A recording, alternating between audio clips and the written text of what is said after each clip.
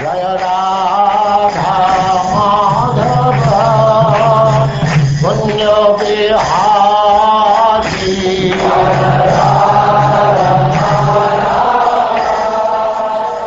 And now Chapter 6, Conversation between Narad and Vyasadeva.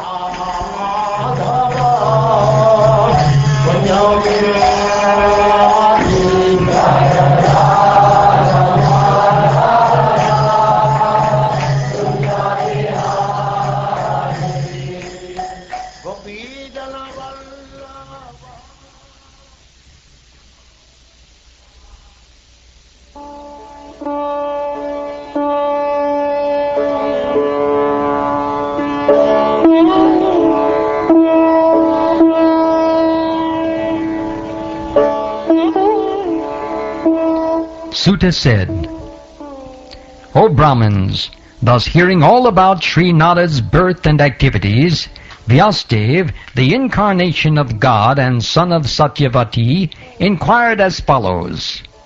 Sri Vyasadeva said, What did you, O Narad, do after the departure of the great sages who had instructed you in scientific transcendental knowledge before the beginning of your present birth? O son of Brahma, how did you pass your life after initiation? And how did you attain this body, having quit your old one in due course? O great sage, time annihilates everything in due course. So how is it that this subject matter, which happened prior to this day of Brahma, is still fresh in your memory, undisturbed by time? Sri Narad said, The great sages, who had imparted scientific knowledge of transcendence to me, departed for other places, and I had to pass my life in this way. I was the only son of my mother, who was not only a simple woman, but a maidservant as well. Since I was her only offspring, she had no other alternative for protection. She bound me with the tie of affection. She wanted to look after my maintenance properly, but because she was not independent, she was not able to do anything for me. The world is under the full control of the Supreme Lord. Therefore, everyone is like a wooden doll in the hands of a puppet master. When I was a mere child of 5 years, I lived in a Brahmin school. I was dependent on my mother's affection and had no experience of different lands. Once upon a time, my poor mother, when going out one night to milk a cow, was bitten on the leg by a serpent, influenced by supreme time. I took this as the special mercy of the Lord, who always desires benediction for his devotees, and so thinking, I started for the north. After my departure, I passed through many flourishing metropolises, towns, villages, animal farms, mines, agricultural lands, valleys, flower gardens, nursery gardens, and natural forests.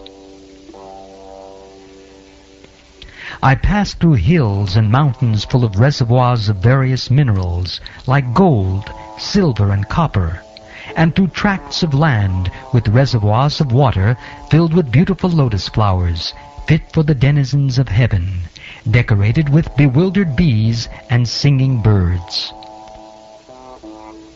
I then passed alone through many forests of rushes, bamboo, reeds, sharp grass, weeds, and caves, which were very difficult to go through alone. I visited deep, dark, and dangerously fearful forests, which were the play yards of snakes, owls, and jackals. Thus traveling, I felt tired, both bodily and mentally, and I was both thirsty and hungry. So I took a bath in a river lake, and also drank water. By contacting water, I got relief from my exhaustion. After that, under the shadow of a banyan tree in an uninhabited forest, I began to meditate upon the supersoul situated within, using my intelligence as I had learned from liberated souls. As soon as I began to meditate upon the lotus feet of the personality of Godhead, with my mind transformed in transcendental love, tears rolled down my eyes, and without delay, the personality of Godhead, Sri Krishna, appeared on the lotus of my heart. O Vyasadeva, at that time, being exceedingly overpowered by feelings of happiness, every part of my body became separately enlivened. Being absorbed in an ocean of ecstasy, I could not see both myself and the Lord.